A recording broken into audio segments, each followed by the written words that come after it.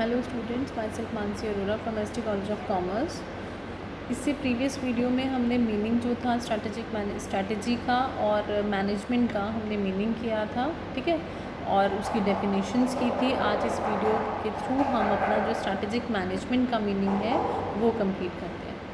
तो first of all, what is the meaning of strategic management. Strategic management का मतलब होता है कि ये एक आर्ट है, एक साइंस है जो फॉर्मुलेट करती है, इम्प्लीमेंट करती है, इवेल्युएट करती है क्रॉस फंक्शनल डिसीजंस को, जो इनेबल करते हैं ऑर्गेनाइजेशन को कि वो अपने जो ऑब्जेक्टिव्स हैं उनको अचीव कर सकें। जो इसकी 3 स्टेजेस होती हैं स्ट्रैटेजिक मैनेजमेंट की, फॉर्मुलेट करना चीज़ों को, ठीक है, इम्प्लीमेंट करना फिर उनको, ठीक है, पहले फॉर्मुलेशन, उसके बाद इम्प्लीमेंटेशन, उसके बाद इवेल्युएशन।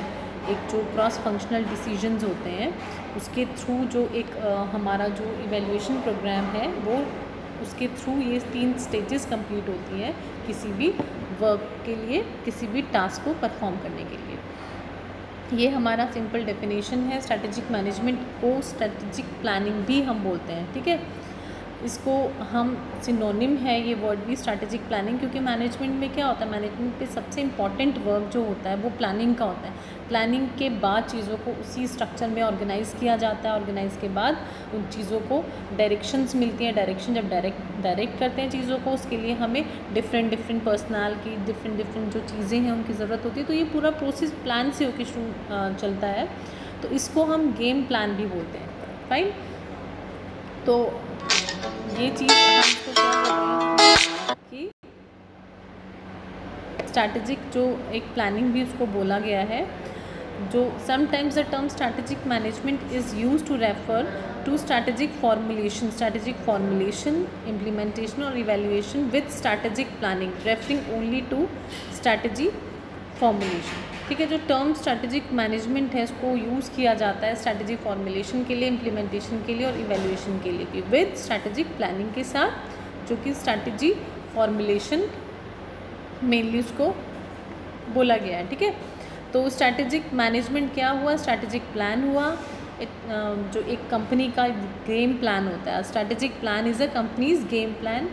और स्ट्रैटेजिक प्लान रिजल्ट करता है through tough managerial choices, different alternative या नंबर ऑफ गुड ऑल्टरनेटिव्स की हमें ज़रूरत पड़ती है, जिसमें से हम सिंगल जो कमिटमेंट होते हैं, सिंगल जो स्पेसिफिक हमारे जो मतलब बिल्कुल स्पेशल जो हमारे ऑल्टरनेटिव्स होते हैं उनको हम चूज़ करते हैं through policies, procedures and operations, ठीक है। स्पेसिफिक मार्केट जो स्पेसिफिक मार्केट्स को, पॉलिसीज़ को, प्रोसीजर्स को एंड ऑपरेशंस को। अब नेक्स्ट हमारी आती है stages. What are the stages of strategic management. तो स्ट्रैटेजिक मैनेजमेंट की 3 स्टेजेस हैं। अभी हमने फर्स्ट जो हमारी स्लाइड थी उसमें भी ये चीज़ देखी थी, स्ट्रैटेजी फॉर्मुलेशन, स्ट्रैटेजी को बनाना, फिर उसको इम्प्लीमेंट करना, और स्ट्रैटेजी इवेल्युएशन, उसको इवेल्युएट करना।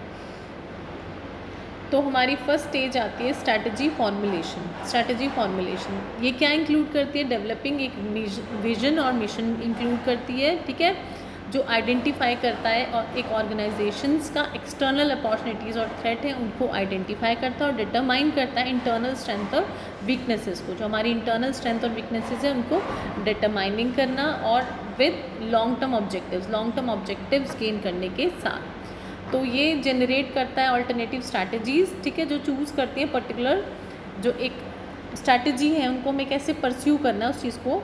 ये क्या करता है, जो एक सिलेक्शन प्रोसेस होता है वो चलता है। मतलब strategy formulation includes developing a vision and mission, identifying an organization जो एक्सटर्नल अपॉर्चुनिटीज़ हैं and threats by determining internal and also determining internal strength and weaknesses. Fine. Establishing long-term objectives, generating alternative strength and choosing particular strategies to pursue, जो हमें obtain करनी है। Fine. अब strategy formulation में क्या क्या चीज़ें आती हैं। तो डिसाइड करना what new business to enter, कौन से न्यू बिज़नेस में हमें एंटर करना है। अगर हमें अपना बिज़नेस को एक्सटेंड करना है, एक्सपेंड करना है, या कंसिस्टेंसी चाहिए हमें अपने वर्क में, तो हमें बहुत सारे डिसीजंस लेने होते हैं। नंबर 1 क्या आता है, deciding what new business to enter. Next is what business to abandon.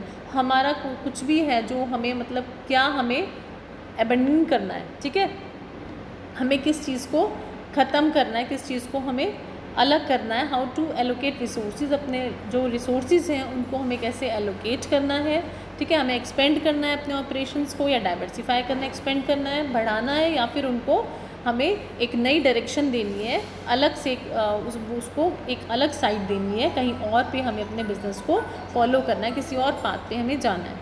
Next आता है whether to enter international markets, international market में हमें एंटर होना है या नहीं, ये भी एक स्ट्रैटेजी फॉर्मुलेशन का ही पार्ट है। वेदर टू मर्ज और फॉर्म अ जॉइंट वेंचर, हमें किसी और कंपनी के साथ, किसी और उसके साथ मर्ज होना है, जॉइंट वेंचर क्रिएट करना है या नहीं, ठीक है।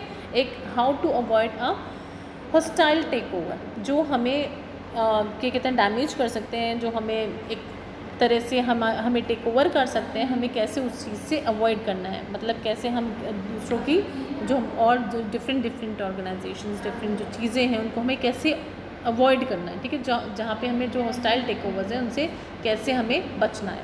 नेक्स्ट आता है स्ट्रैटेजी इम्प्लीमेंटेशन। स्ट्रैटेजी इम्प्लीमेंटेशन मतलब हमें स्ट्रैटेजी को कैसे इम्प्लीमेंट करना है, इम्प्लीमेंटेशन कैसे करेंगे हम। It requires a firm to establish annual objectives, जो एनुअल ऑब्जेक्टिव्स हैं फर्म के उनको कैसे एस्टेब्लिश करना है, डिवाइस डिफरेंट पॉलिसीज़ हैं वो कैसे मेक ओवर करनी है, मोटिवेट कैसे करना है एम्प्लॉयज़ को, इम्प्लीमेंट करने में ये सारा चीज़ होती है, मोटिवेट करना एम्प्लॉयज़ को, एलोकेट करना रिसोर्सेज को, so that formulate strategy can be executed. जो हमने फॉर्मुलेशन हुआ है हमारे स्ट्रैटेजीज़ का, जो हमने स्ट्रैटेजीज़ फॉर्मुलेट करनी है उसको हम कैसे एग्जीक्यूट कर सकें, ठीक है। एक्शन स्टेज होते हैं, it is also called action stage, मतलब इम्प्लीमेंट करना चीज़ों को, तो उसको इम्प्लीमेंट करने का मतलब एक्शन स्टेज भी हम इसको बोलते हैं। Now third is strategy evaluation. Evaluation का सिंपल सा मतलब होता है कि कैसे हम मेजर करते हैं अपनी परफॉर्मेंसेस को, करेक्टिव एक्शंस हम लोग कैसे लेते हैं, करेक्टिव एक्शंस कैसे लिए जाते हैं, ठीक है। उसमें क्या रिव्यू है, सिंपल सा इवैल्यूएट करने को हम रिव्यू करना बोलते हैं, ठीक है। क्या करना, हमें जो कंपैरिजन है बिटवीन द एक्चुअल एंड जो प्री डिटरमाइंड था, या एक्सटर्नल और इंटरनल जो फैक्टर्स हैं उस बेसिस पे जो हमारी करंट स्ट्रैटेजीज़ हैं, जो उसके अकॉर्डिंग हम अपनी परफॉर्मेंसेस को क्या करते हैं, कंपेयर करते हैं, मेजर करते हैं, मतलब उसको नापते हैं, और एक अगर कहीं पे हमारा लैक है, कोई चीज़ कहीं पे प्रॉपर्ली नहीं हो रही है, तो उसको हम करेक्टिव एक्शंस लेते हैं टू ओवरकम दैट प्रॉब्लम। तो स्ट्रैटेजी इवैल्यूएशन का क्या मतलब हुआ, reviewing external and internal factors that are the basis for current strategies, measuring performances and taking corrective actions. Now next is stages of strategic management. Stages का जो एक conclude किया हुआ है लास्ट में वो है formulation, जो strategy formulation, implementation, evaluation activities, ठीक है, occur at 3 हिरार्कल जो लेवल्स हैं हमारे 3 स्टेजेस के इन अ लार्ज ऑर्गेनाइजेशन, जो हमने स्टार्टिंग में पढ़ा था, कॉरपोरेट होता है, ठीक है, डिविजनल स्ट्रैटेजिक जो बिजनेस यूनिट होती है हमारी, एंड फंक्शनल, जहाँ पे फंक्शनल हमारे परफॉर्म किए जाते हैं। तो strategic management helps a firm function as a competitive team. जो स्ट्रैटेजिक जो हमारा मैनेजमेंट है वो हेल्प करता है किसी भी फर्म को फंक्शन करने में एज अ कम्पिटिटिव टीम की तरह फंक्शन करने में। Now main thing is that we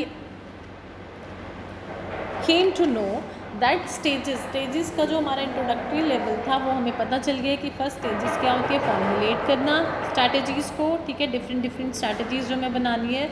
उसके बाद स्ट्रैटेजीज़ को फॉर्मुलेशन के बाद कैसे हम इम्प्लीमेंट करेंगे और इवैल्यूएट करेंगे। ये जो हमारे 3 जो स्टेजेस हैं इसके अकॉर्डिंग ही हमारे आगे जो चैप्टर्स हैं, जो हमारे नए चैप्टर्स आएंगे उसमें फॉर्मुलेशन का एक आपका अलग चैप्टर होगा, विजन मिशन, इसके बहुत सारे सब हेड्स करके एक पूरा हम चैप्टर पढ़ेंगे फॉर्मुलेशन का। अभी आप इंट्रोडक्टरी लेवल पे हम फर्स्ट चैप्टर कर रहे हैं, ये इंट्रोडक्शन लेवल कर रहे हैं अपना पूरा, कि कैसे हम इन चीज़ों को, हमें एटलीस्ट उसका मीनिंग पता होना चाहिए तो हम उसको फर्दर डिस्कस कर सकें आगे।